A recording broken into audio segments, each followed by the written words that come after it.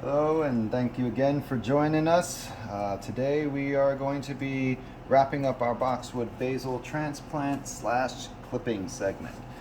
So today we are looking again at our Boxwood Basil. This was recently transplanted actually into its same pot with the intention of disrupting its roots so that we can get easier clippings. Now normally I would make sure that this plant is kept well watered, hydrated, because that's always the key. Unfortunately, I did kind of neglect this a little, so you can see it looks a little bit limp. But one of the methods we're going to be doing today is transplanting directly, or taking a clipping directly into water for our rooting process. There are many ways you can do this. For the most part, to keep it simple, you can just cut it, stick it in water, let it sit, keep the water fresh, you're good to go. It takes a little bit longer. There's stuff like this product here, Clone-X, clone gels, all kinds of powders, things that you can use. I have messed with them just to kind of see how they go. Don't particularly like them. And all that I notice it seems to do is just make a little bit more of root growth rather than it speeding up the process. But as far as success rates, to be honest with you, only if I try to take clippings into the dirt will it make more of a difference on the speed. But when I go with the water method, it seems to work just as fast, and I get just as good of results. So here we go. Using a basic standard clippers, you can use whatever's sharp, whatever gives you a clean cut. Main thing you're going to be looking for is your segments or your nodes. That's these little clumps, the places where these extra shoots will come out from. So each one of those nodes is pretty much a place of clipping in a sense. If you are planning to pinch or clip your plant, those are generally the areas you want to go for because it will help the plant to shoot out new growth from that particular spot rather than just some random dead stem. So for this particular purpose though, I'm going low. I'm going to take this guy all the way down, or girl all the way down. This way I can have a little bit better clipping. So I went down as close as I could to the base, got a clip there. Now, with just a quick simple move, we can do this. I can use the clippers, but I'll be real. I actually just grab and pull off this quick. I try not to drag down so it doesn't peel off the stem. Just a quick pluck and normally does the job. Anything that's pretty much at the bottom level you want to get picked off, leaving only the top. As I explained before, this one might be going into flowering, so I'm going to watch it and make sure I pinch off any flowers that try to pop up. In this case, for the water method, just a little jar of water that I'm going to be sticking it in. For the purpose of keeping the plant from dropping in, I use these little neoprene collars. These things work great, relatively cheap. I recycle them all the time, so I think I bought maybe in my lifetime 2 or 3 packs of them, and I've been just recycling ever since. So I don't want this going too deep into the water because, as I mentioned before, with basil, they don't really like their stems or stalks wet. But we do need it to be in the water fully for it to actually kick in. So I'm going to go ahead and slide it down so that I know that it's in the right level. And if we can see here, I just rest that on the top, right about where the level is at, that's good. I could actually fill this up a little bit further, but I really don't want it to go too high or I'll risk running into some rotting issues. So right there, simple and easy. I leave that for a few days. You'll be surprised. Now we're going to go with another method. I'm taking the same clip again from the bottom of the base of the particular stem I'm looking at, as close to the main stalk as I can get. Generally with clippings, the lower to the base of the plant you can take it, the more successful the root will be. So I'm going to go ahead and take this little straggler from the bottom. This guy's looking a little hurt. The other method is just put it into some kind of medium like dirt, cocoa coir, peat moss.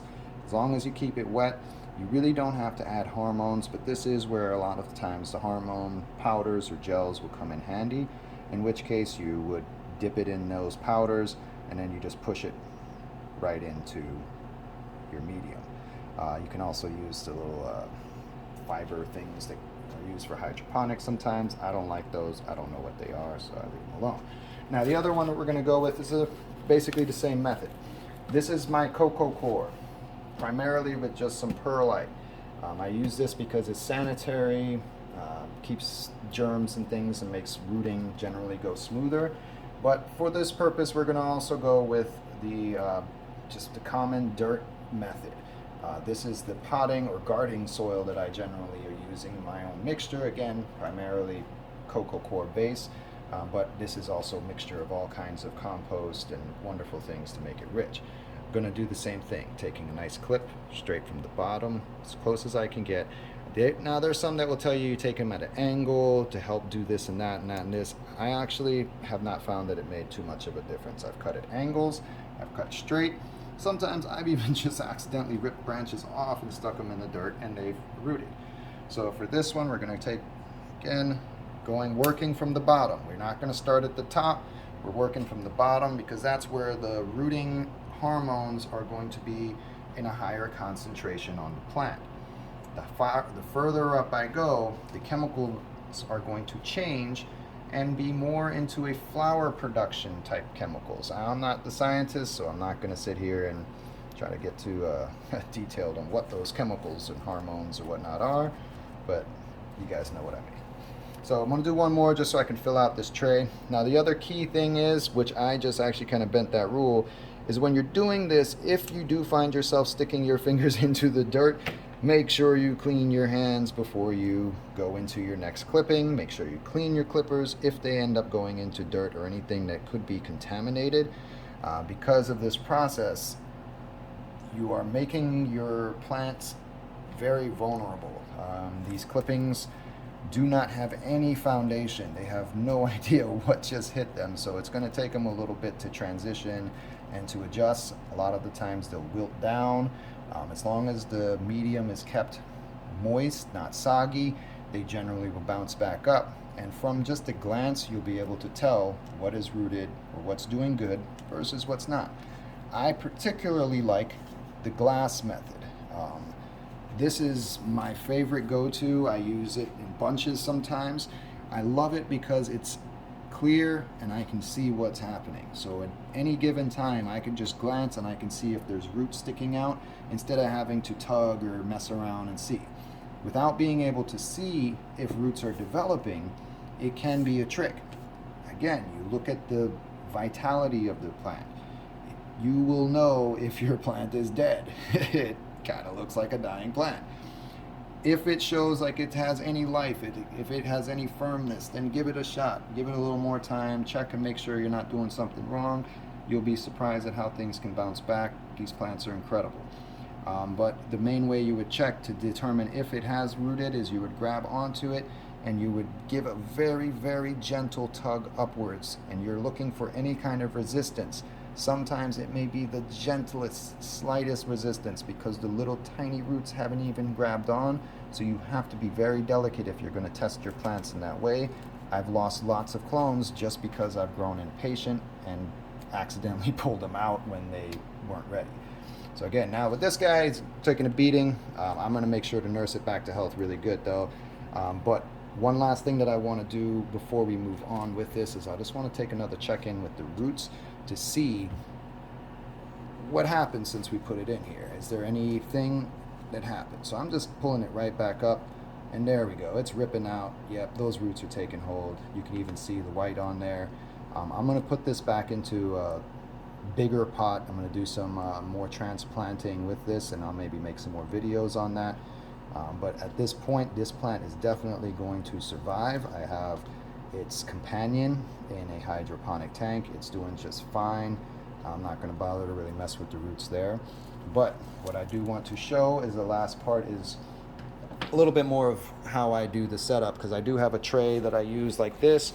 This is my go-to for just random cuttings that I want to try to see what I can get.